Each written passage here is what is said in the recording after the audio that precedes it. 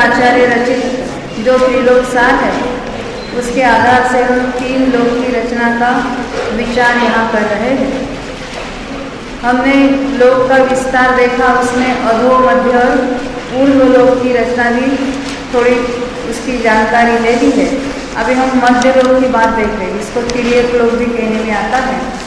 तो तिर्यक लोक का विस्तार हमने देखा था, 1 राजू और 7 राजू, और उसकी हाइट, उसकी ऊंचाई 1,40,000 योजन, जितनी मेरू पर्वत की है उतनी, उसको मध्य लोक या तिर्यक लोक कहने में आता है।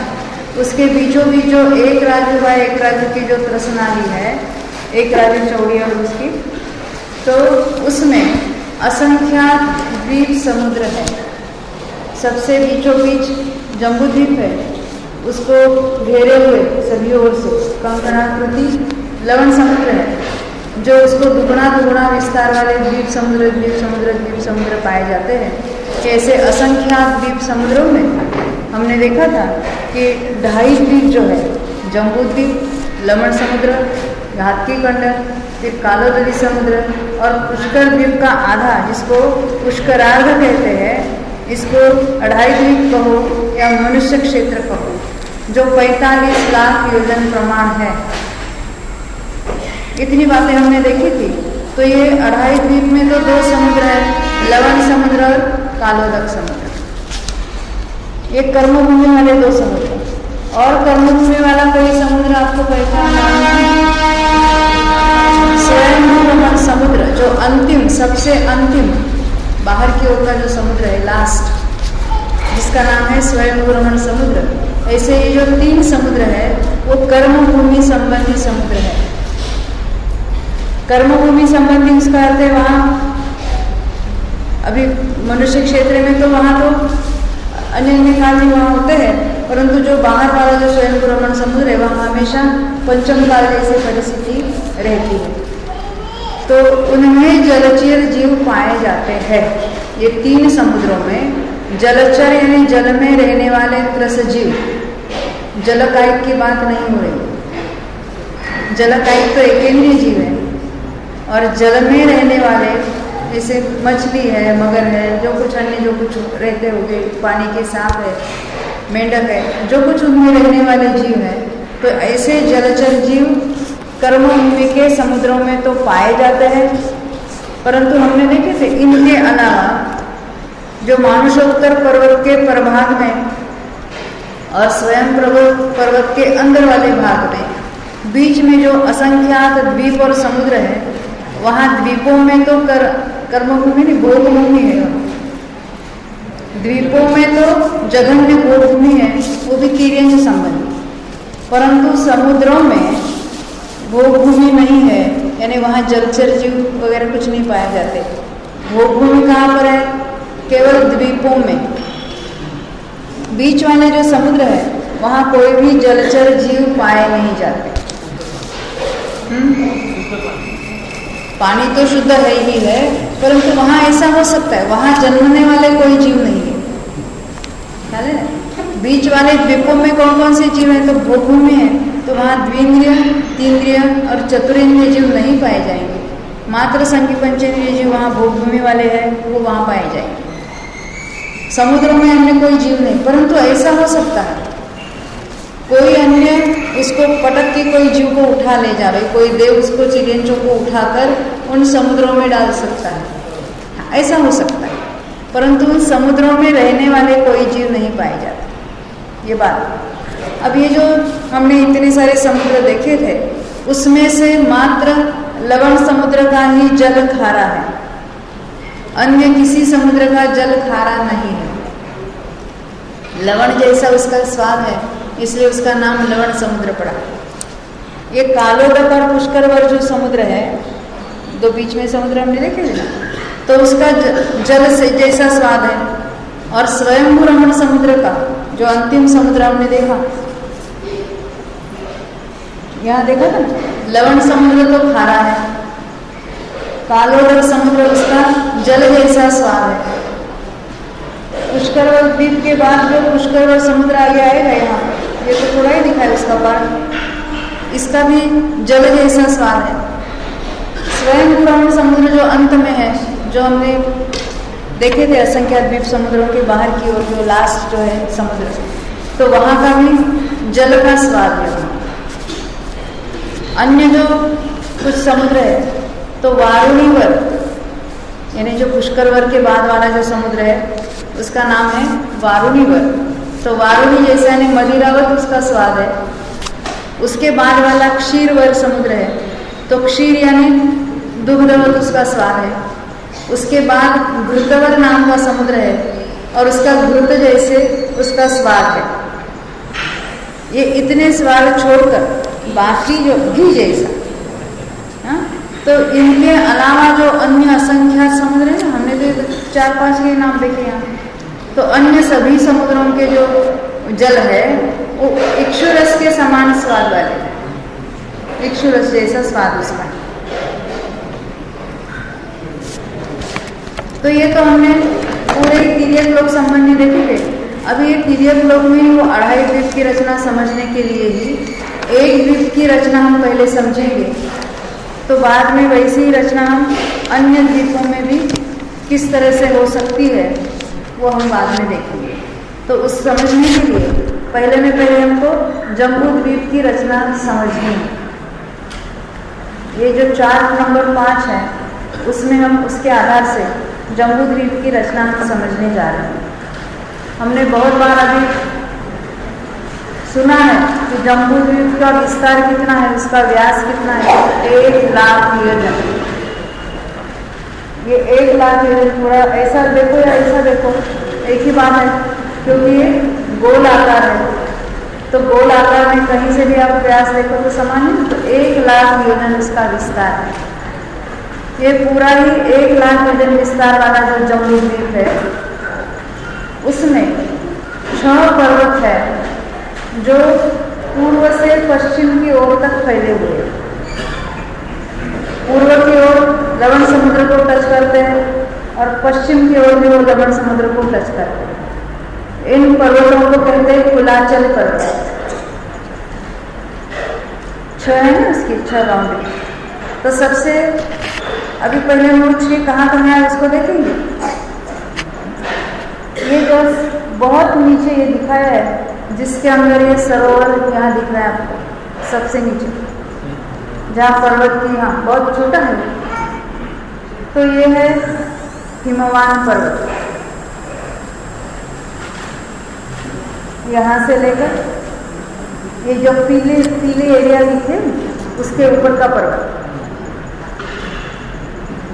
पीला जो दिखाया है उसका ऊपर, पूर्व की तरफ से लेकर पूरा ही पश्चिम तक फैला हुआ है। इसका नाम है हिमवान पर्वत। हम पहले 6 पर्वत कहाँ है उसको देखेंगे, बाद में प्रत्येक पर्वत के बारे में जो कुछ जानकारी है, क्षेत्रों के नाम उसको भी देखेंगे। उसके बाद दूसरा जो पर्वत है वो महाहिमवान पर्वत है। ये पूर्व से पश्चिम तक फैला हुआ है। इसका नाम है महाहिमवान पर्वत। तीसरा पर्वत है निषद पर्वत। वो भी पूर्व से पश्चिम तक फैला हुआ है। आपके कुछ बात ख्याल में आई हो? सभी तो पर्वत है, पर कोई तो बहुत छोटे दिख रहे हैं और कोई बहुत बड़े दिख रहे हैं। तो इतनी बात का ख्याल में, जितना भरत क्षेत्र का विस्तार है, विस्तार नहीं उसकी अभी ये ऐसी हाइट यानी कि जिसको शास्त्र की भाषा में बाण कहते हैं। बाण यानी कि अभी कोई भी आकार ले लो, ये यहाँ ये स्ट्रेट लाइन है और यहाँ ऐसा ये गोलाकार है ना, तो यदि हम इसको धनुष के रूप में कल्पना करते हैं तो धनुष का ये जो पोर्शन है इसको तो धनुष कहेंगे, और ये उसकी जो प्रत्यंग है इसको कहते हैं। दूसरा नाम उसको जीवा, लाइन जो उसकी डोरी बांधी हुई है ना, स्ट्रेट लाइन में होगी, और जहाँ हम बाण पकड़ेंगे, बाण मारना है तो सेंटर में पकड़ेंगे, तो ये जो इसकी हाइट है यहाँ से यहाँ तक, इसको बाण कहने में आता है। या उसकी भरत क्षेत्र का उच्छेद कितना है, इसको उच्छेद है हाइट भी कहेंगे, क्योंकि हम ऐसे समझा रहे हैं ना इसको। हाइट यानी ऐसे ही उसके बंगले कितने बड़े ऐसे थोड़ी समझा, एक यहाँ इस चार पर उसके उच्छेद या उसके बाण कितना है भरत क्षेत्र का, उसको हम बाद में देखेंगे। तो यदि हम इसको एक भाग समझेंगे, एक हिस्सा, तो आगे वाला जो हमने हिमवान पर्वत देखा पहले नंबर का, वो भरत क्षेत्र से दुगुने विस्तार वाला है। इसके जो बाण है, इसकी जो एरिया है, इसका विस्तार है, चौड़ाई, वो भरत क्षेत्र से डबल है, 2 गुना है। भरत क्षेत्र को हम एक हिस्सा मानेंगे तो हिमवान पर्वत ने कितना भाग रोका है, 2 हिस्से। उसको पूर्व से पश्चिम तक मत गिनना, अभी इसी तरह से हम दक्षिण से उत्तर तक चले जाएंगे। तो भरत क्षेत्र को हमने एक हिस्सा बताया, तो हिमवान पर्वत के 2 हिस्से हो जाएंगे। हिमवान पर्वत के आगे एक क्षेत्र है, जैसे यह भरत क्षेत्र है वैसे यहाँ दूसरा हैमवत क्षेत्र है, और उस क्षेत्र के बाद ये वाला लाल जो दिख रहा है ना नीचे से, उसके बाद महाहिमवान पर्वत है। भरत क्षेत्र से दुगुना पर्वत, पर्वत से दुगुना क्षेत्र, क्षेत्र से दुगुना आगे वाला पर्वत, उससे दुगुना आगे वाला क्षेत्र जो यहाँ वायलेट बताए, उससे दुगुना आगे वाला पर्वत जो निषद पर्वत है। यानी निषद पर्वत तक अगर देखना है तो भरत को हम एक साथ लिखेंगे, तो हिमवान पर्वत के लिए 2 हिस्से, फिर हैमवत क्षेत्र के लिए 4, और महाहिमवान पर्वत के लिए 8, हरि क्षेत्र के लिए यह हरि क्षेत्र 16, और निषद पर्वत के लिए 32। वैसे हम ऊपर से भी आएंगे। उत्तर की ओर ये जो यहाँ पीला दिखाया है, जैसे हमने दक्षिण की ओर यहाँ भरत क्षेत्र देखा था, वैसे यहाँ ये ऐरावत क्षेत्र है, क्या लिखा है? क्षेत्र का नाम इस बाजू लिखे, पर्वत के नाम इस बाजू लिखे।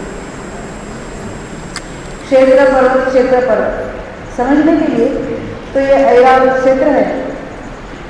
उसके बाद जो पर्वत है उसका नाम है शिखरी पर्वत। उसके बाद जो क्षेत्र है उसका नाम है हैरण्यवत क्षेत्र। उसके बाद जो पर्वत है उसका नाम है रुक्मी पर्वत। पर्वत का नाम है रुक्मी। उसके पश्चात जो क्षेत्र है उसका नाम है रम्यक। एक पर्वत एक क्षेत्र, एक पर्वत एक क्षेत्र ऐसा है, और वो दुगुने दुगुने विस्तार वाला है। रम्यक क्षेत्र के बाद ये जो पर्वत है वो नील पर्वत है। जैसे हम दक्षिण की ओर से गए थे, जितना निषद है उतना ही यहाँ नील है। हम कितने गुणा करते हैं? 1 फिर 2 फिर 4 फिर 8 16 ये 32। वैसे यहाँ से भी 32 करते हैं। ये बीच वाला जो पूरा ही अगर हम ले लेंगे तो ये 64 गुना हो जाता है। तभी सबकी हमको टोटल करनी है। 1 भी 2 बार आया, 2 भी 2 बार आया, फिर 4 8 16 32 और ये 64। सबकी टोटल कितनी होती है? 190। तो लाख योजन विस्तार वाले जम्बूद्वीप के हम 190 भाग करते हैं तो उसमें 1 भाग भरत क्षेत्र का है।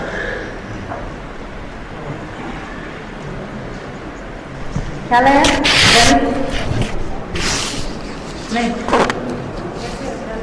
नहीं आया। फिर से दोबारा देखो, अभी हमने जो कुछ भाग दिए वो ख्याल में आए। 1 भाग, 2 भाग। अभी आप लिखना 1 + 2 + 4 + 8 + 16 + 32। यहाँ तक तो 2 बार करना है। और उसमें 64 तो सिंगल बार बीच में रखा था, वो उसमें जोड़ देना। तो सबकी टोटल कितनी आती है? 190 बराबर। 1 लाख योजन के हम 190 भाग करेंगे। इतना तो ख्याल में आए? तो उसमें से वो 190 भाग यानी 1 लाख डिवाइडेड बाय 190 190 इतना ख्याल आता है। तो 1 लाख में से 1 जीरो मिटा दो और 190 में से 1 जीरो मिटा दो, तो 10,000 डिवाइडेड बाय 90। अभी उसको अगर हम पूर्णांकों में लिखेंगे तो 526 पूर्णांक और 6/19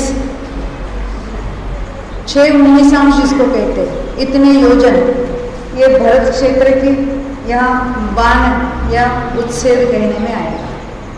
हाइट कहो ना अभी, क्योंकि हम ऊंचाई ये उसके ब्रॉड चार्ट में देखिए आप, नीचे से ऊपर सीधा।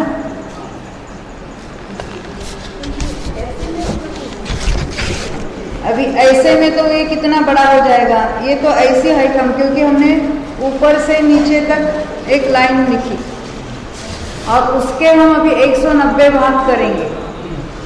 तो एक भाग ऐसा होगा क्या ऐसा होगा? ये ऐसा होगा ना, दिख रहा है ना आपको चार्ट के? नहीं,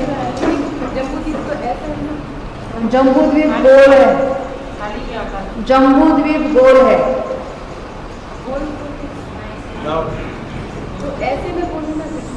ऐसा भी गोल है जैसे आपका ये जम्बूद्वीप। आपको समझाने के लिए हमने उठा के दिखाया आपको।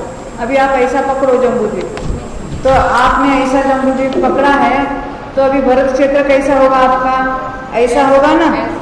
हाँ, और ये ऐसे आड़ी लाइन हमने अभी नहीं बताई। धनुष में हमने अभी बाण का प्रमाण बताया है, जीवा का प्रमाण नहीं बताया। भरत क्षेत्र का आकार तो कैसा है? पूरा आकार ये धनुष जैसा है। ये उसकी जीवा कितनी, उसकी बात अभी हमने नहीं उठाई। ख्याल आता है ना? उसका ये बाण की एरिया कितनी है? जम्बूद्वीप तो ऐसे आड़ा फैला हुआ है, हम कैसे समझाएंगे आपको? ये हम चार्ट के द्वारा समझा रहे, तो इसमें ऐसा हम कह रहे। हाँ, उसकी हाइट यानी उसकी कोई बिल्डिंग की हाइट नहीं ले रहे हैं, वो कितना फैला हुआ है, चौड़ाई उसकी कितनी है वो देख रहे। जैसे पर्वत को आगे के समझाएंगे तो पर्वत की हाइट नहीं बता रहे, पर्वत कितने एरिया में फैला हुआ है, उसकी चौड़ाई कितनी है उसको बता रहे। ये सारे चौड़ाई को बता रहे। भरत क्षेत्र की चौड़ाई 526.619 है। ये कैसे निकाला? 1,00,000 को 190 से भाग दे दो तो ये प्रमाण आता है। उससे दुगुना ये पर्वत होगा जिसका नाम है हिमवान पर्वत। 2 गुना है, 1,00,000 के हमें 190 समान भाग करने हैं, उसमें से 1 भाग प्रमाण तो भरत क्षेत्र है। केवल उसकी ये इतना ही लाइन लेना, ऐसी वाली डायमेंशन लेना, ये वाली डायमेंशन तो बाद में देखेंगे। तो उससे दुगुना जो है वो पर्वत है हिमवान पर्वत। उससे दुगुना एक क्षेत्र है जिसका नाम है हैमवत क्षेत्र। उससे दुगुना है महाहिमवान पर्वत। उससे दुगुना है हरि क्षेत्र। उससे दुगुना है निषद पर्वत का विस्तार, ये ऐसा।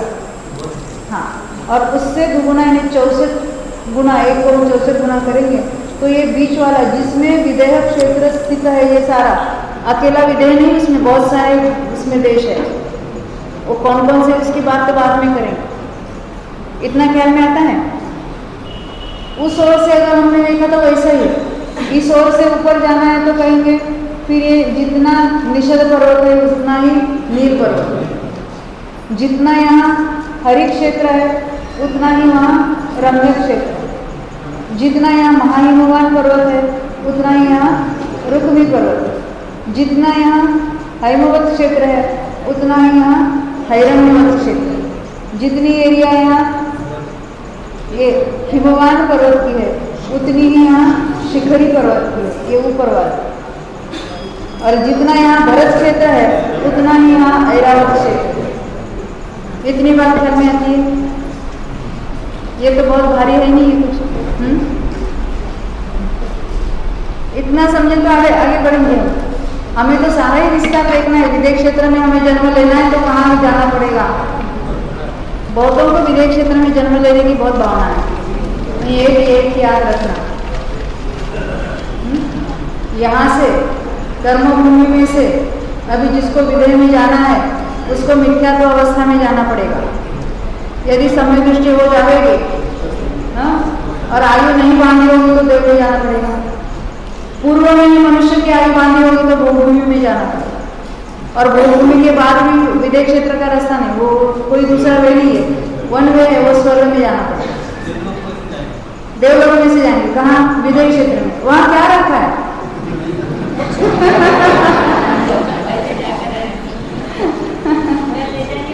जो सब कुछ मार्ग जो है हमें मोक्ष मार्ग हासिल करना है वो अभी आपके हाथ में है। तो हमें कहीं जाने की पड़ी है और कहीं हम जन्म लेने की सोचते हैं। हाँ, विश्वास नहीं है। देखो उसकी चर्चा हम बाद में करेंगे। अभी तो हम ये जम्बू द्वीप देखेंगे तो कहेंगे ये क्यों देखना सारा, जो पहले लेक्चर में हमने बहुत विस्तार से समझाया। अभी कोई भाई आए थे, मुझे पहले ये बताओ ये मोक्ष मार्ग में इसको क्यों जानना। हमने बोला जो बात हमने पहले लेक्चर में आधे घंटे में समझा दी वो अभी हम आपको 2-4 मिनट में, वो भी लेक्चर शुरू होने के 2 मिनट पहले कैसे समझाएंगे? ख्याल है ना बात? हाँ, कहाँ नहीं जाए ऐसी बात है ना। अभी क्या करें, एक एक को थोड़े समझाएंगे। मुनिराज को भी कहाँ फुर्सत हुई थी और मुनिराज को मालूम नहीं था मोक्ष मार्ग में जाना चाहिए। ये 3 लोग साहब लिखने क्यों बैठे? नेमिचंद्र सिद्धांत चक्रवर्ती सभी सिद्धांतों के ज्ञाता, कर्णायोग सारे गोमठ साहब लिखे उन्होंने और ये सारे त्रिलोक साहब लिखे। और पंडित टोडरमल जी को भी कुछ पता नहीं था कि मोक्ष मार्ग में ही पढ़ना चाहिए था। ये त्रिलोक साहब लिखने में टाइम पास क्यों किया उन्होंने? और वे नहीं लिखते गोमठ साहब भाषा टीका में, तो आज ये हमें मार्ग उपलब्ध नहीं होता।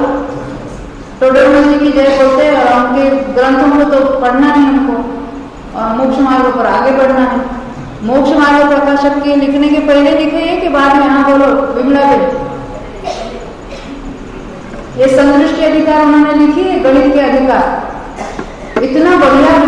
सारे असंख्यात है ना, इनके गणित 2 मिनट में सुलझा के ऐसे बताएंगे। ये पाटनी जी हमारे यहाँ आती थी, संदृष्टि अधिकार हमने शुरू किया था ना, जीव कांड का संदृष्टि अधिकार है नहीं क्या, उसके जो गणित है वो हमारे समझ में आते नहीं है, तो वो तो आसान करके समझाते, उसको तो हम अंग संदृष्टि कहते, और ओरिजिनल बताते तो अर्थ संदृष्टि, ओरिजिनल अनंत और अनंत असंख्यात के गणित, और वो भी इतने सारे कोड लैंग्वेज में बताए उन्होंने, परंतु उसको उसकी तरफ देखने को फुर्सत किसको है, वो तो समझने से थोड़े पैसे मिलने वाला है। मोक्ष मार्ग में व्यापार की क्या आवश्यकता है, ऐसे किसी को प्रश्न नहीं हुआ आज तक, परंतु मोक्ष मार्ग में करना नहीं क्यों पढ़ना है, बार बार ऐसे प्रश्न उठते हैं लोगों। देखो ये हम देख रहे नहीं है कि ये भरत एक पर्वत, एक क्षेत्र, एक पर्वत, अरे हमने 6 पर्वतों के नाम लिखे थे। कुलाचल पर्वत, ये एक पर्वत पूर्व से पश्चिम की ओर, कहीं से भी कहो, यानी दोनों ओर ये समुद्र है, लवण समुद्र, जम्बू द्वीप के चौं ओर लवण समुद्र है, तो ये पर्वत समुद्र से समुद्र तट तक है। तो ये एक पर्वत, ये दूसरा पर्वत, ये तीसरा पर्वत, ये चौथा पर्वत जो पूर्व से पश्चिम तक फैला हुआ है, ये 5वां पर्वत और ये 6ठा पर्वत। 6 पर्वतों के द्वारा जम्बू द्वीप के कितने क्षेत्र हुए, पर्वतों को छोड़कर क्षेत्र कितने हुए उसको गिनेंगे, 1, ये 2, ये 3, ये पूरा 4, 5, 6 और 7, 6 पर्वतों के द्वारा 7 क्षेत्र हुए। इसको क्षेत्र को वर्ष भी कहते हैं, जैसे हमें भारतवर्ष शब्द सुना है, वर्ष शब्द लगाते हैं क्षेत्र के लिए, और ये वर्षों को बनाने के लिए इसको वर्षधर पर्वत भी, कुलाचल पर्वत को या वर्षधर पर्वत को। तो 6 पर्वतों के द्वारा ये पूरा ही जम्बू द्वीप 7 क्षेत्रों में विभाजित हो गया है। यहाँ भरत और यहाँ ऐरावत, यहाँ हैमवत और यहाँ हैरण्यवत, यहाँ हरि क्षेत्र और वहाँ रम्य क्षेत्र, और ये बीच वाला, ये जो विदेह क्षेत्र और कुरुक्षेत्र मिलकर जो कुछ यहाँ होता है, हम सामान्य से अभी तो इसको विदेह क्षेत्र ही कहेंगे, उसके डिटेल्स और उसकी डिविजन्स तो हम बाद में देखेंगे, ख्याल है। तो इसमें ये जो पर्वत और ये सारे जो डिवीजन है, ये भरत क्षेत्र का विस्तार तो हम बाद में देखेंगे। अभी तो हमारा प्रयोजन क्या है, जम्बू द्वीप का विस्तार या उसमें क्या क्या बातें हैं। तो ये जो भरत और ऐरावत है, इनमें 6 काल होते हैं। 6 कालों का जो पलटना होता है ना, काल चक्र जिसको कहते हैं हम, अवसर्पिणी और उत्सर्पिणी, ये जो कालों का चेंज होते रहता है, वो भरत में भी 6 काल होते हैं और ऐरावत में भी 6 काल होते हैं। अवसर्पिणी उत्सर्पिणी, अवसर्पिणी उत्सर्पिणी कितने कितने की हमने देखी थी, 10 कोड़ा कोड़ी काल सागर की अवसर्पिणी, उतने ही 10 कोड़ा कोड़ी सागर काल की उत्सर्पिणी, ऐसे 20 कोड़ा कोड़ी सागर का एक कल्प काल कहलाता है। तो ऐसे ये कालों का परिवर्तन इन दोनों क्षेत्र में ये तो चलता ही रहता है, अनादि से वैसे यहाँ परिस्थिति। ये जो हैमवत क्षेत्र है और यहाँ ऊपर हैरण्यवत जो लाल लिखा है ना वहाँ, ये दोनों जो है वो जघन्य भोग भूमि है। ये कायम के लिए यहाँ भोग भूमि है, वहाँ भोग भूमि से जघन्य से मध्यम हो जाए, मध्यम से उत्कृष्ट हो जाए, या कभी कभी कर्म भूमि हो जाए, ऐसी बात नहीं है। भरत में क्या कहा, क्या देखा हमने, 3 काल तो अवसर्पिणी में, पहले 3 काल तो पहले क्या था, उत्तम भोग भूमि, फिर यहीं पर मध्यम भोग भूमि, फिर यहीं पर जघन्य भोग भूमि, उसके बाद कर्म भूमि, पहला 4था काल आएगा, उसके बाद 5वां काल, फिर 6ठा काल। इतना होने के बाद उत्सर्पिणी शुरू होगी। तो पहले 3 यानी 6ठा 5वां 4था हम गिनेंगे अभी उसको, तो वो तो कर्म भूमि होगी, और उसके बाद यहीं पर जघन्य, मध्यम और उत्कृष्ट भोग भूमि। ये 6 कालों का जो चक्र है वो भरत क्षेत्र में और ऐरावत क्षेत्र में ऐसा ही चलता रहेगा। ये जो हैमवत और यहाँ हैरण्यवत है, यहाँ हमेशा ही जघन्य भोग भूमि रहेगी। यहाँ जो हरि क्षेत्र है और ऊपर जो रम्य क्षेत्र है, यहाँ हमेशा ही मध्यम भोग भूमि रहेगी। इसमें क्या फर्क है दोनों में, वो बात देखेंगे अभी। पहले कहाँ होती है उसको तो देखेंगे, बाद में भूमि की बातें देखेंगे। और दूसरा कौन सा क्षेत्र रह गया अभी, ये जो मेरू पर्वत के ये बीच में मेरू पर्वत है। यदि ये 1,00,000 योजन का जम्मू द्वीप है तो 10,000 योजन विस्तार वाला तो मेरू पर्वत है, सुदर्शन मेरू या सुमेरु जिसको कहते हैं। 10,000 योजन व्यास वाला, ये जहाँ पर ग्राउंड पर है ना, वहाँ पर उसका विस्तार है 10,000 योजन। अब उसके दोनों ओर ये जो ग्रीन कलर दिखाया है तो वो है, यहाँ क्या लिखा है, उत्तर कुरु और देवकुरु। ये उत्तम भूमि है। मेरू पर्वत की उस ओर उसको हमने यहाँ उत्तर कुरु लिखा, और दक्षिण की ओर है उसको कहा देवकुरु। कुरु, ये कुरुक्षेत्र, कुरुक्षेत्र, ये विदेह क्षेत्र और ये कुरुक्षेत्र। ये पूरा जो बीच वाला पट्टा है ना इतना, उसमें ये इतना तो ये कुरुक्षेत्र है।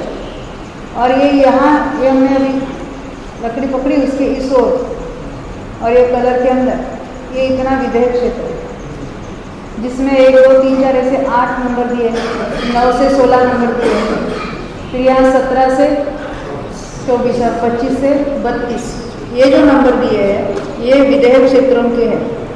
इतना विदेह क्षेत्र है। तो हम क्या देख रहे थे, भूभूमियों को देख रहे थे। यहाँ जघन्य भूभूमि देखी, मध्यम भूभूमि और ये उत्तम भूभूमि, इस ओर की ऊपर से ही जघन्य भूभूमि, मध्यम भूभूमि और ये उत्तम भूभूमि।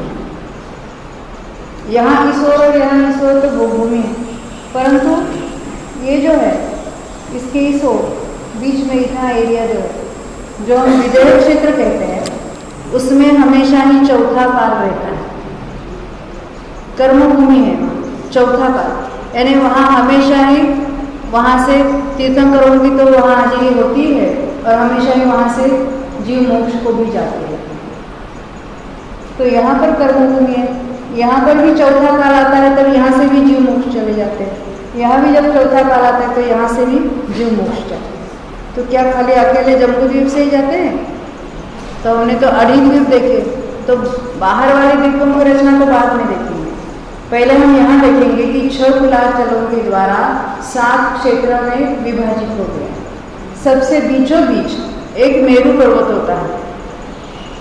2.5 द्वीप में हम देखेंगे ना, पूर्व का एक द्वीप, पश्चिम का एक द्वीप, फिर पूर्व का और पश्चिम का, सब में क्या रचना होगी, बीचों बीच मेरू पर्वत है। ये 6 कुलाचल है, यहाँ 3 और यहाँ 3, 7 तो क्षेत्र हुए। जम्बू, ये जो मेरू पर्वत है उसकी चारों ओर ये 4 गजदंत पर्वत है। इसका नाम है गजदंत। ये हाथी के दांत जैसे जैसे दिख रहे हैं, इतना सारा ये फैला हुआ ऐसा गजदंत है। ये 10,000 योजन है, तो यहाँ से यहाँ लेकर ये 22,000 योजन है इसका डिस्टेंस। ये 10,000 इतना, यहाँ से यहाँ 22,000 योजन और ये 23,000 योजन यहाँ से यहाँ। देखो 23 और 22 कितने हुए?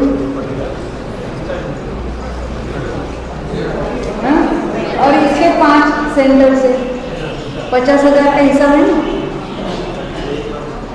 1 लाख तो दोनों ये सब मिलकर 1 लाख होता है।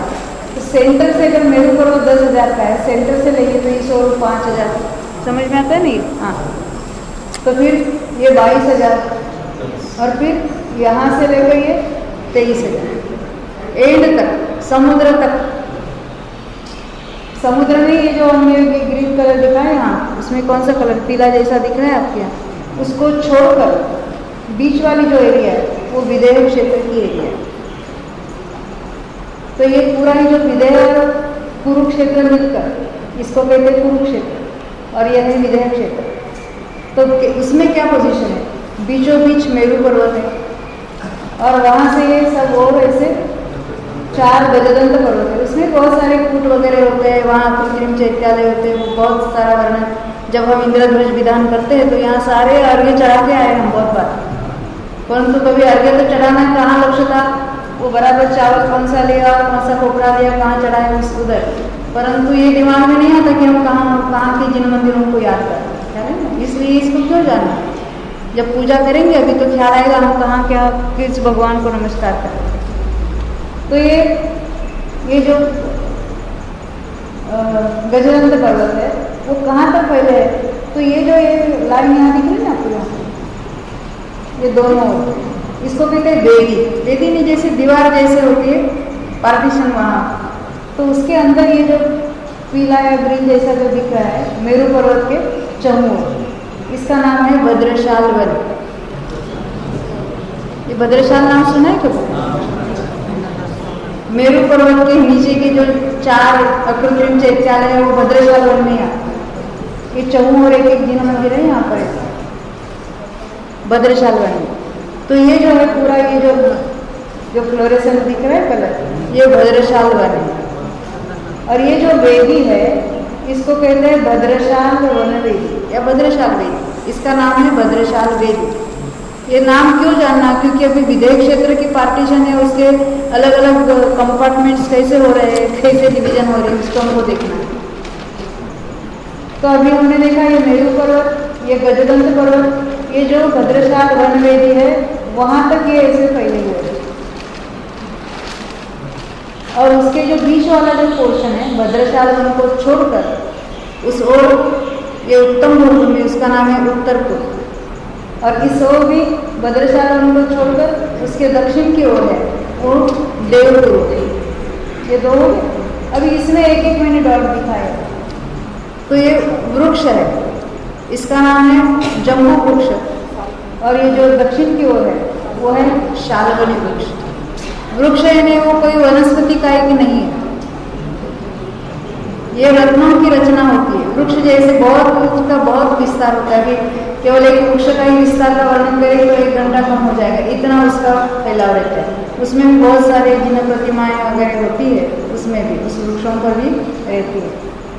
तो ये जो हो गई यहाँ तक तो हमने देखा, ये भद्रशाल वन है, सुमेरु पर्वत के चहुओं, ये उत्तर ध्रुव है, दक्षिण ध्रुव है, ये गजदंत पर्वत है, और यहाँ पर ये जो पहली लाइन है वो भद्रशाल वन वेदी या भद्रशाल वेदी। अब ये भद्रशाल वेदी के आगे ये जो सारा ही भाग है वो विदेह क्षेत्र है। यहाँ पर भी एक जो लाइन है अंत में, ये पीले या ग्रीन कलर के पहले, तो उसका नाम है देवारण्य वेदी। देवारण्य वेदी, देवारण्य में ये जो बाहर का भाग है ना इसका नाम है देवारण्य। ये जो कलरफुल दिख रहा है यहाँ पीला, आपके चार्ट में देखना, उसमें देवारण्य ऐसा लिखा है बीच में, यहाँ लिखा है देखो देवारण्य, आपके चार्ट में देखना, ये दोनों वो है।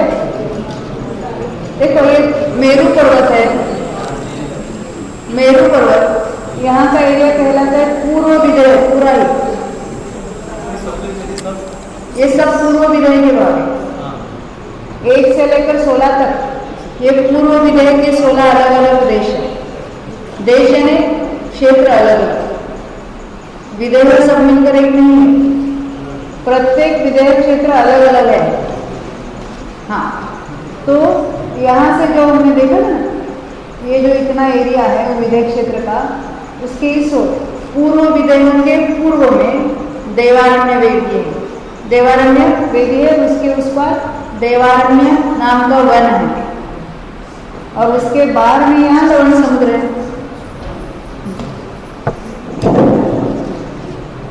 देखिए ये देवारण्य दिख रहा कहाँ है, वैसे ही मेरू पर्वत की पश्चिम की ओर जाएंगे तो यहाँ ये तो पहले भद्रशाल वेदी है, उसके बाद ये क्रम से ये तो ये जो बीच में नदी है उसके दक्षिण में और उत्तर में विदेह क्षेत्र है, यहाँ आकर यहाँ, और यहाँ पर भी वेदी है, और उसके पश्चिम विदेह के पश्चिम की ओर ये जो यहाँ वन है उसका नाम है भूतारण्य। पूर्व की ओर है वो देवारण्य, और पश्चिम विदेह के भी पश्चिम में है, उसका नाम है भूतारण्य। और उसके बाद ये समुद्र की बॉर्डर, ये पूरे के राउंड समुद्र और जम्बूद्वीप में ये आपको एक ब्राउन लाइन दिखती होगी, यहाँ उसको जगती कहते हैं। यानी यहाँ की दीवार जैसी ऐसी कुछ रचना होती है, जैसी बाउंड्री जो द्वीप की बाउंड्री। और समुद्र में फिर जहाँ नदी उसमें समुद्र में मिलती है, बहुत सारी नदियाँ मिलती रहती समुद्र में, तो उसके जो कुछ एंट्रेंस वगैरह होते हैं, उसमें तोरण होते हैं, उसकी तो बात अभी यहाँ नहीं उठाएंगे, इतने डिटेल में आपको नहीं जाना। तो ये इतनी सारी रचना हमने देखी है, तो उसमें क्या हमने देखा ना, ये इतने सारे विदेह है, तो ये विदेह के साधन से अलग अलग आप कह रहे हैं। तो विदेह क्षेत्र का हम बाद में डिटेल में अभ्यास करना है। फिर ये भी इतना ही बताती हूँ, यहाँ एक पर्वत है, एक नदी है, एक पर्वत है, एक नदी है, एक पर्वत है, ऐसे ये यहाँ बीच में 1 2 3 4 तो पर्वत है, 1 2 3 तो नदियाँ हैं। इस बाजू भूतारण्य भी है और यहाँ देवारण्य भी है, और उसके द्वारा यहाँ 8 विदेह क्षेत्र है। विदेह का जब हम बड़ा नक्शा देखेंगे तो इसको और डिटेल में समझेंगे। अभी तो हमको जम्बूद्वीप को समझना है। विदेह ये यहाँ के ऐसे वन है, ये भी वन है सारे। तो अभी हमने देखा जम्बूद्वीप में 6 कुलाचरों के द्वारा 7 क्षेत्र में विभाजित है। भरत ऐरावत में 6 बालों का वो कुशलपिनी का चलता है। ये जघन्य भूमि है दोनों ओर, ये मध्यम भूमि है दोनों ओर, और ये उत्तम भूमि है दोनों। विदेह क्षेत्र में हमेशा चौथे काल जैसे परिस्थिति रहती है। और विदेह क्षेत्र में क्या है, ये जो देखिए अभी एक बात और रहेगी, प्रत्येक पर्वत पर एक द्रह है। द्रह है रहदर भी संस्कृत शब्द है, उसको द्रह भी कहने में आता है। उसका क्या सरोवर, सरोवर ये जो पर्वत है कुलाचल, ये प्रत्येक पर्वत के बीचों बीच एक बड़ा सरोवर है। जैसे ये हिमवान पर्वत पर जो सरोवर है, इसका नाम है पद्म सरोवर। महाहिमवान पर्वत के बीचों बीच जो नदी है, सरोवर है, उसका नाम है महापद्म। निषद पर्वत के बीचों बीच जो यहाँ द्रह है, उसका नाम है तिगिंच। आपके चार्ट में नाम यहाँ लिखे, देखो इस बाजू पर्वत और जो नीले रंग में लिखा है वो है सरोवरों के नाम, और इस बाजू हमने लिखे क्षेत्रों के नाम, और यहाँ ब्रैकेट में जो लिखा है उस क्षेत्र में बहने वाली नदियों के नाम। उसमें से पहली नदी पूर्व की ओर बहती है और दूसरी नदी पश्चिम की ओर। तो अभी हमें ये ग्रह देखे, हिमवान पर्वत में पद्म नाम का ग्रह है, महाहिमवान में महापद्म है, निषद पर्वत के बीच में वो तिगिंच है, ऊपर की ओर से देखेंगे तो शिखरी पर्वत में पुंडरीक है, ये ऊपर छोटा दिख रहा है। उसके बाद रुक्मी पर्वत में महापुंडरीक है, और नील पर्वत में केसरी नाम का ग्रह है, सरोवर। आपने साइंस से जाना होगा, जैसे पर्वत पर्वत से क्षेत्र दुगुना, उससे दुगुना पर्वत होता है, वैसे ही पद्म सरोवर से दुगुना विस्तार वाला महापद्म है, और महापद्म से दुगुना विस्तार वाला तिगिंच है।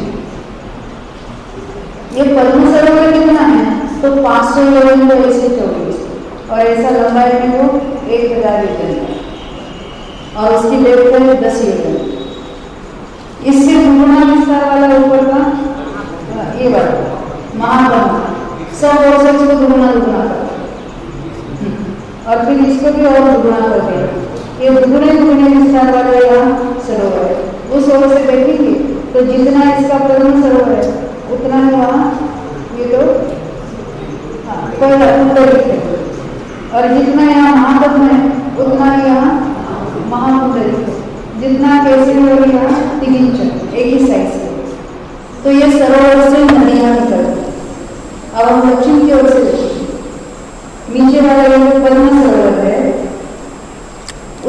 से 3 नदियां निकलती हैं, और ये जो ऊपर का है शिखरी में से जो कुंडलिक है उसमें से भी 3 नदियां निकलती हैं। बाकी बीच वाले सरोवरों से 2-2 नदियां निकलती है, एक उत्तर की तरफ से निकलती है और एक दक्षिण की तरफ से। देखिए भरत क्षेत्र के बाहर में हिमवान पर्वत है, हिमवान के पर्वत के बीच में पद्म सरोवर है, पद्म सरोवर से पूर्व दिशा की ओर गंगा निकलती है, पश्चिम दिशा की ओर से सिंधु निकलती है, और वो दक्षिण की तरफ बहते आई है दोनों और अरब समुद्र में मिलती है। भरत क्षेत्र का हिस्सा देखेंगे तो इसकी और भी डिटेल। उत्तर की ओर से एक नदी निकलती है और वो इस तरह से पश्चिम की ओर बढ़ जाती है, तो उसका नाम है ये रोहित, यहाँ पर पूर्व की ओर बढ़ी, ये रोहितास्य।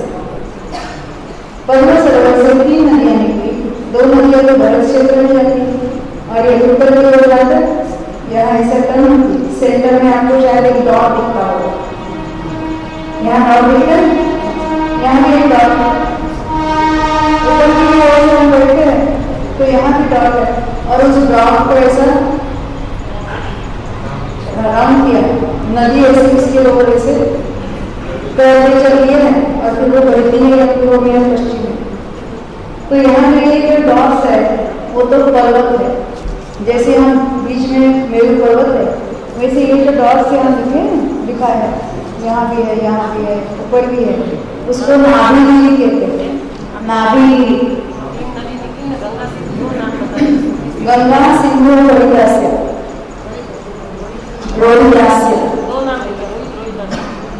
रोहित जो नदी है वो उसके अभी मैंने उसका नाम नहीं दिया है, वो दूसरे सरोवर से आया। देखो हमने पद्म सरोवर से 3 नदियां देखी, भरत क्षेत्र में आने वाला गंगा और सिंधु, और ऊपर हिमालय क्षेत्र में जाने वाली पश्चिम की ओर जाने वाली है वो रोहितास्य नदी। जो यहाँ छोटे छोटे नदियों के नाम लिखे है, पहला नाम है पूर्व के समुद्र में मिलने वाला और बाद वाला नाम है पश्चिम की ओर जाने वाला। तो आपने रोहितास्य लिखा, हाँ रोहितास्य तो आई पद्म सरोवर से, और ये रोहित नदी आई जो महाहिमवान पर्वत में महापद्म सरोवर है उसमें से दक्षिण की ओर से निकली नीचे आती है। हिमवत क्षेत्र के बीचों बीच एक नाभि गिरी है, उसको ऐसा राउंड टर्न मारते थे इस पूर्व की ओर बढ़ती, लवण समुद्र में मिलती। ये सारी महानदियां होते हैं सारी लवण समुद्र में मिलेगी। ऐसे ही ये जो महापद्म सरोवर है दक्षिण की ओर से रोहित नदी निकली, उत्तर की ओर से जो निकलेगी हरिकांता ऊपर तक बढ़ेगी हरि क्षेत्र में, बीच वाले नाभि को ऐसा सर्कल मार के फिर पश्चिम की ओर बढ़ेगी और पश्चिम सागर में मिलेगी। ये नदियों के द्वारा क्या होता है, प्रत्येक क्षेत्र जो है वो विभाजित होता है। अभी जैसे जो क्षेत्र है उसमें तो ये पूर्व की ओर है, ये पश्चिम की ओर है। पूर्व के भी 2 हिस्से हुए, ये नदी के दक्षिण में और नदी के उत्तर में। ऐसे पश्चिम दिशा में भी नदी के दक्षिण में और नदी के उत्तर में। अब ये तो महापद्म की बात हो गई। अब उसके आगे वाला जो तिगिंज सरोवर है उसमें से दक्षिण की ओर बहकर पूर्व समुद्र में जाने वाली हरित नदी है। तिगिंज से उत्तर की ओर जाने वाली पूरे ही भूभूमि देवभूमि से बहकर गजदंत पर्वत के बीच में से गुफा में से पार होकर मेरू पर्वत को बिल्कुल ऐसे प्रदक्षिणाकार रूप देकर और फिर ये पश्चिम की ओर जाने वाली है, उसका नाम है सीतोदा। उसी प्रकार ऊपर से जो नील पर्वत में केसरी सरोवर से दक्षिण की ओर बहती आई है, मेरू पर्वत की थोड़े पहले उसको ऐसे प्रदक्षिणा देकर यहाँ के गजदंत पर्वत के बीच में से नीचे से गुफा में से बाहर आती है और पूर्व की ओर बढ़ती है, इसका नाम है सीता। सीता नदी के कारण पूरे ही पूर्व विदय के जो है वो पूर्व विदय के सीता के उत्तर में और सीता के दक्षिण में ऐसे 2 भाग हो जाते। वैसे ही पश्चिम विदय क्षेत्र में सीतोदा नदी के कारण सीतोदा के उत्तर में और सीतोदा के दक्षिण में ऐसे भाग होते हैं। विदेश क्षेत्र में जो हम अर्घ्य चढ़ाते हैं तो इसी क्रम से हमेशा पूर्व को पहला नंबर देते हैं और क्लॉकवाइज रोटेशन में हम उसको अर्घ्य में जो भी वो विधान करते हैं उसमें यही देता है। क्या है कि पहला विदेश क्षेत्र यहाँ पे है, उसका नाम है पूर्व विदय के सीता नदी के उत्तर में रहने वाले। फिर वो पहला, दूसरा, तीसरा, चौथा क्रम से 8 के बाद नंबर आएगा, ये राइट से लेफ्ट जाएंगे। 9 नंबर यहाँ नहीं देंगे, 9 नंबर यहाँ पर, यानी पूर्व विदय के सीता नदी के दक्षिण में स्थित। ऐसे देवारण्य के बाद यहाँ में जो क्षेत्र है उसका नंबर 9 है। 9 10 11 ऐसे ये 16 तक यहाँ तक आएगा। इसके बाद हमको कहना है तो कहाँ पे ये जो यूलर विधान करते हैं उसमें इसी ऑर्डर से अर्घ्य देते हैं। फिर हम कहेंगे पश्चिम विदय। पश्चिम विदय में सीता नदी के फिर क्या कहेंगे दक्षिण में, पहले दक्षिण का नंबर फिर उत्तर का, पूर्व में पहले उत्तर का फिर दक्षिण का। ऐसे जैसे घड़ी के चलते हैं वैसे काटे वैसे ये चलेगा। पहले क्लॉकवाइज, पहले पूर्व के उत्तर में, फिर वहीं से ऐसा उल्टा है पूर्व के दक्षिण में, फिर ये पश्चिम के दक्षिण में आए, फिर यहाँ 17 से लेकर 24 तक और फिर यहाँ 25 से लेकर 32 तक। एक मेरु संबंधी 32 विदय क्षेत्र होते हैं। हाँ, ये अक्षर पर्वत बीच बीच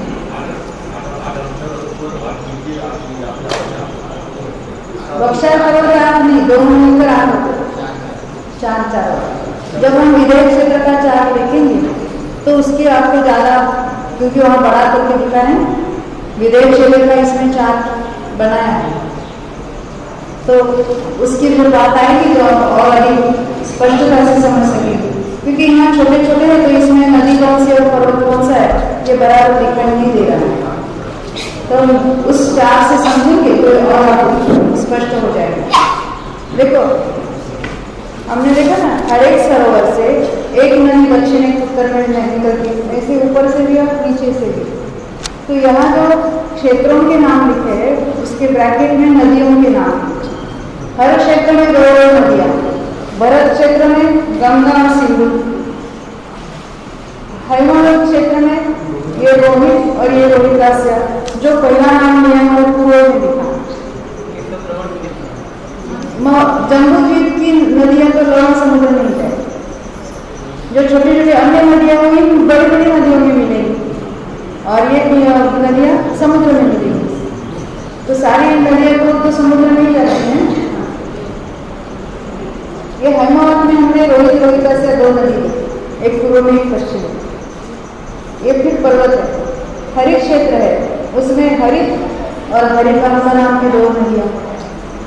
उसके बाद यहाँ जो कुरुक्षेत्र और विदय क्षेत्र है इसमें पूर्व की ओर बहने वाली वो सीता नदी है और उत्तर की ओर बहने वाली वो सीतोदा नदी। यहाँ ऊपर सीता लिखा है और ये वाली इसमें से देवपुर में से बहने वाली और बाद में पश्चिम की ओर जाती है, इसलिए इसका यहीं पर नाम दिया है, ये है सीतोदा नदी। और ये उत्तर में से आती है, उत्तर पूर्व में से, और ये पूर्व की ओर चली जाती है, इसका नाम है सीता नदी। उसके पश्चात ऊपर का जो रंध्र क्षेत्र है, तो रंध्र क्षेत्र में हम देखते हैं पूर्व की ओर जो है वो नारी और यहाँ जो है वो नरका।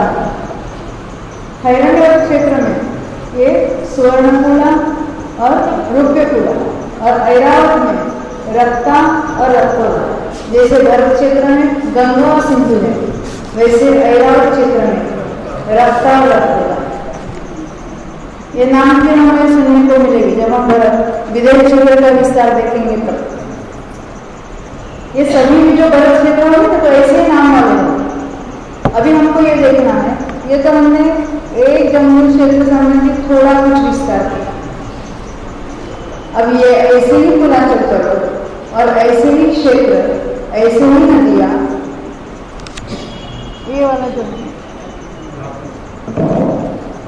भारतीय मंडल भी होगा। यहाँ हमने देखा था सेंटर में जो जम्मू द्वीप है या जो एकदम डॉट होता है किला, उसमें ये विस्तार है। एक मेरु एक मेरू है और उसमें 6 कुलाचल है और उसके कारण ये 7 क्षेत्र है। कल में वैसा ही अब हम यहाँ पर देखेंगे ये जो धरती खंड है उसमें भी हम आपका जो आवाज का जो चार्ट है ना उसमें निकालना, इसमें आप देख सकेंगे।